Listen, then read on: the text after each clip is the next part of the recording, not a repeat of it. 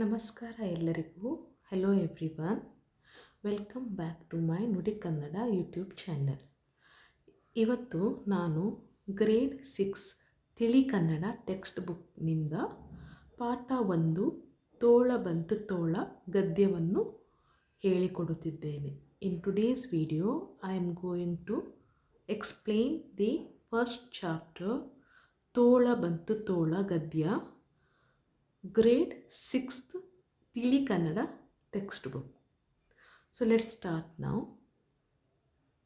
Tola bantu tola. Tola means here fox. Now I will start to read the story with explanation. ಒಂದು ಊರಿನಲ್ಲಿ ಒಬ್ಬ ಹುಡುಗನಿದ್ದನು. There was a boy in village. ಅವನು ಪ್ರತಿದಿನ ಕುರಿಗಳನ್ನು ಮೇಯಿಸಲು ಕಾಡಿಗೆ ಹೋಗುತ್ತಿದ್ದನು. Every day he was going to forest to graze his sheeps. He had sheeps, so he was taking them to graze to forest. ಅವನು ಕುರಿಗಳನ್ನು ಮೇಯಲು ಬಿಟ್ಟು ಬಯಲಲ್ಲಿ ಆಟವಾಡುತ್ತಿದ್ದನು. So leaving them to graze he was playing in the ground. ಸ್ವಲ್ಪ ದೂರದಲ್ಲಿ ಜನರು ಗದ್ದೆಗಳಲ್ಲಿ ಕೆಲಸ ಮಾಡುತ್ತಿದ್ದರು. There were some people working in the field. ಈ ಹುಡುಗನಿಗೆ ತಮಾಷೆ ಮಾಡಬೇಕು ಅನಿಸಿತು. So he thought let's do some fun. ಆಗ ಅವನು ಜನರಿಗೆ ಕೇಳುವಂತೆ ಜೋರಾಗಿ ತೋಳ ಬಂತು ಕಾಪಾಡಿ, ಬೇಗ ಬನ್ನಿ, ಯಾರಾದರೂ ಬನ್ನಿ ಎಂದು ಕೂಗಿಕೊಂಡನು. So what he did, he started to shout loudly. What he shouted like ತೋಳ ಬಂತು. ತೋಳ means fox. Fox came, please help me, protect me. He started to shout or cry. ಇದನ್ನು ಕೇಳಿದ ಜನರು ಹುಡುಗನ ಸಹಾಯಕ್ಕೆ ಧಾವಿಸಿ ಬಂದರು. So people heard his voice and they came to help him. ಆದರೆ ಅಲ್ಲಿ ತೋಳ ಇರಲಿಲ್ಲ, but there was no fox. ಹುಡುಗ ಜನರನ್ನು ನೋಡಿ ಒಳಗೆ ನಸುನಕ್ಕನು. So he seeing the people he smiled gently. ಜನರು ಹುಡುಗನಿಗೆ ಧೈರ್ಯ ಹೇಳಿ ಹಿಂತಿರುಗಿದರು. So they started to tell to that boy that don't worry, don't be afraid. They said and went back to their field. ಮಾರನೆಯ ದಿನವೂ ಕುರಿ ಕಾಯುವ ಹುಡುಗ ಜನರಿಗೆ ಕೇಳುವಂತೆ ಅಯ್ಯೋ ಬನ್ನಿ, ಕಾಪಾಡಿ, ತೋಳ ಬಂದಿದೆ, ತೋಳ ಎಂದು ಕೂಗಿದನು. So next day also he started to shout and said the same thing like ಅಯ್ಯೋ ಬನ್ನಿ ಕಾಪಾಡಿ, please come and protect, fox has come. ಜನರು ಹುಡುಗನ ಅಳು ಕೇಳಿ ಓಡೋಡಿ ಬಂದರು. Again people came by running to help him.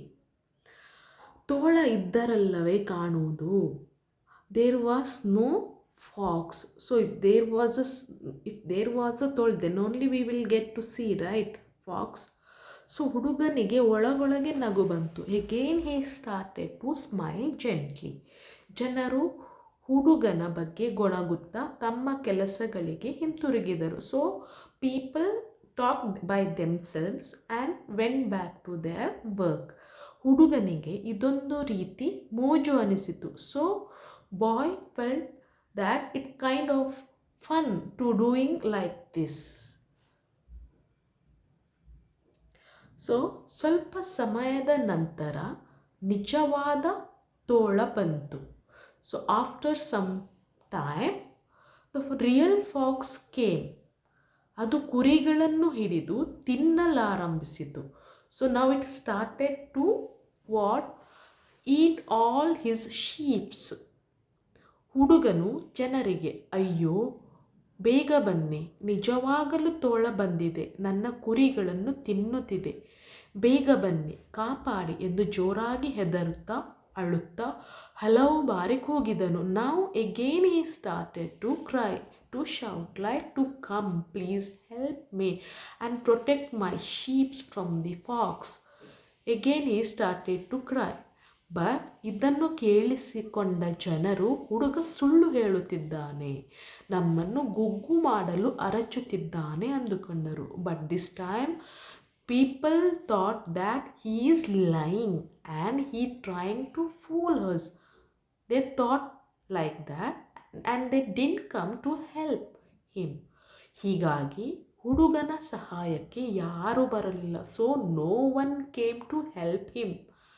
ತೋಳ ಕುರಿಗಳನ್ನು ತಿಂದು ಹೊಟ್ಟೆ ತುಂಬಿಸಿಕೊಂಡಿತು. So fox killed all sheeps.